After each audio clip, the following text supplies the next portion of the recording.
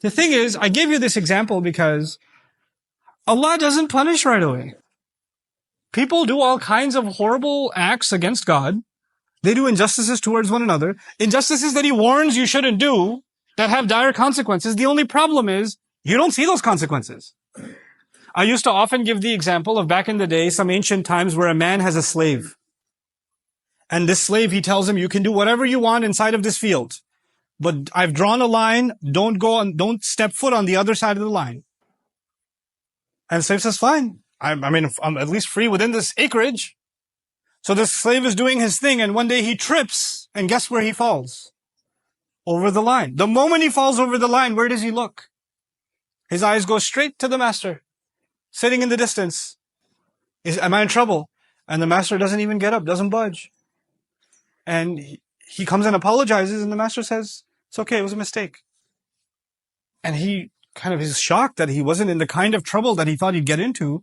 So the next day, he's just kind of walking along the edge of the line and pretends to fall. And no consequences. And so he gets into the habit of not only pretend falling, and now one day he's just walking one foot on this side, one foot on the other side.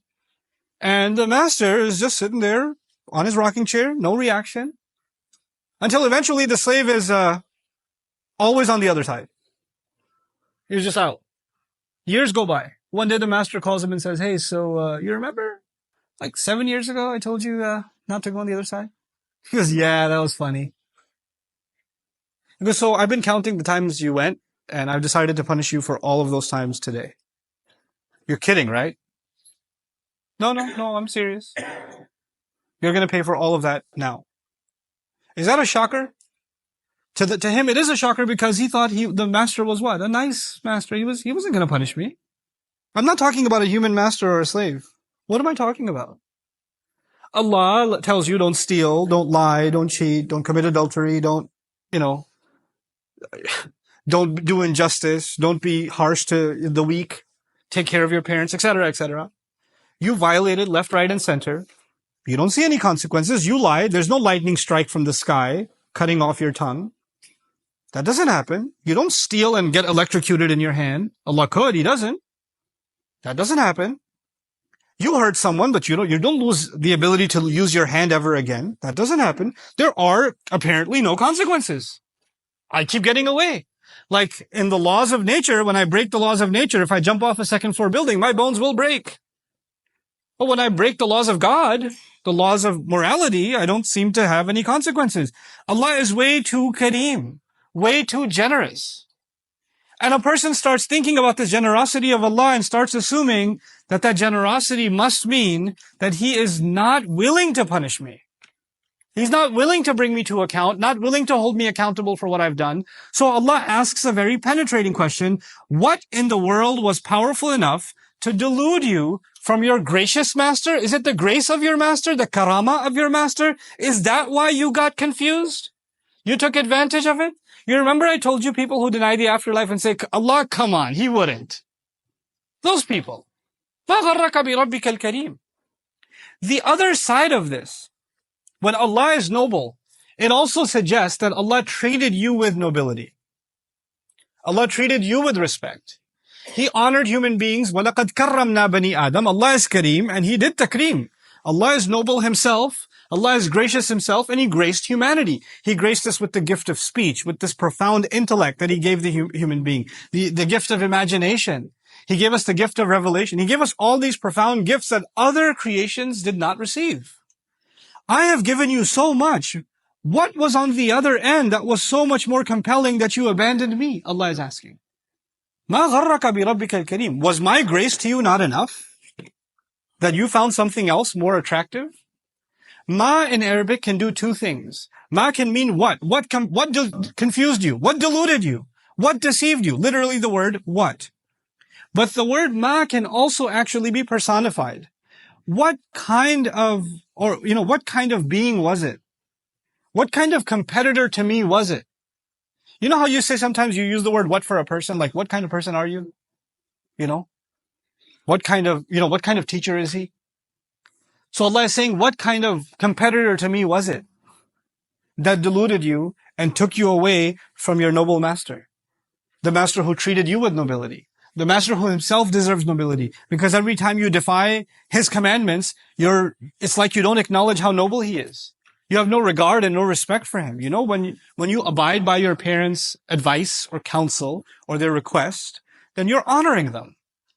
When you abide by the laws of a society, you're respecting the laws of society. You're not just obeying the laws of that society, you're respecting the laws of that society. When we're abiding by the commandments of Allah, we're actually honoring Allah, not just obeying Him. Therefore, disobeying Allah's commandments is actually a denial of Allah's nobility, His grace, His greatness. مَا غَرَّكَ بِرَبِّكَ الْكَرِيمِ.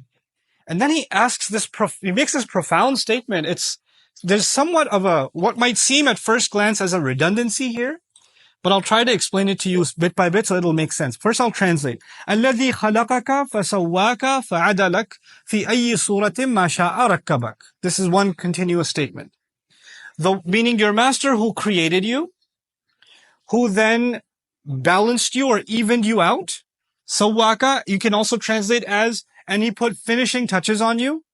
You know, first the wall is made with the ancient bricks and stone, and then there's a plaster that smooths out and makes everything even. That's taswiya, to put the finishing touches on something.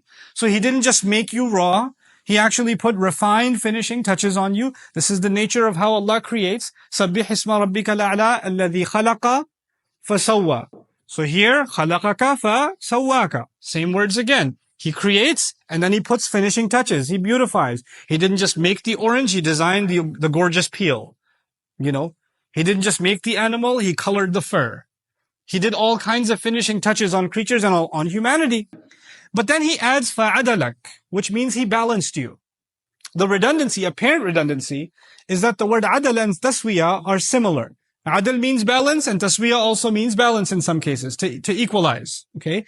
But first I'll translate and then I'll share some of the subtleties that are inside this remarkable word. في أي صورة ما شاء ركبك. In whatever form he wanted. In whatever shape he wanted. And it's actually, whatever is not a good translation. أي للتعجب. Which means, in what remarkable form did he decide to shape you? And to build you piece by piece. Rakkabak, actually to put together layer after layer after layer. I'll get into the etymology a little later. So for now, the first thing. When Allah describes His creative power, He usually mentions two things. Either He mentions one, He created. الَّذِي خَلَقَ. Or He'll say, for example, خَالِقُ كُلِّ شَيْءٍ, the creator of all things. But when He speaks about all creation, the most elaborate description that you get is الَّذِي خَلَقَ فَسَوَّى. He created, and He put finishing touches. He balanced. He, evened out. That's the kind of verbiage you find. For human beings, Allah used an additional term, فَعَدَلَكَ. And He made you even. Now it's already even like every other creation, but apparently Allah is saying there's a level of evenness or balance to the human being that wasn't granted to any other creature. And so an additional word is necessary to illustrate how human beings are actually different in the way Allah created them from all other creation. Al-'idl nisf al-himl yakun ala ahadi janbay al-ba'ir. Idl in Arabic, from which the word balance comes, is actually, when they used to load stuff on a camel, you can't really put stuff on top of a camel because it's kind of a narrow back.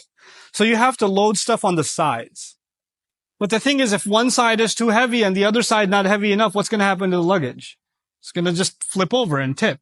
So you have to balance the weight on this side with the other side. One of the sides is called idl, the other is called ma'dul. That's actually what those words are used for. So that you have equal weight on both sides so the camel can actually move. The idea is, from the way that the word is used, is muwazanatu thiqlin fi janib bi thiqlin fi janib akhar hatta yattazina, to put one thing on one end and another on the other end to balance those two things out. By using that word, Allah is commenting on the nature of human beings and the way He designed us, that there are actually opposing forces inside of us that balance each other out. There are tendencies, there's anger on the one hand and mercy on the other. And they're both necessary. There are some things that necessitate your anger, and at the same time, there are things that necessitate mercy. There's strength and delicacy. There are some things that require all of your might, and other things that require you to be very crafty and very delicate. There's your mind and your heart. Your mind is a rational, machine. It calculates, it makes decisions, but there are many decisions that you cannot just make purely based on reason. You have to actually involve emotion. You have to be merciful in your decision, patient in your decision, kind in your decision. Those are not rational forces.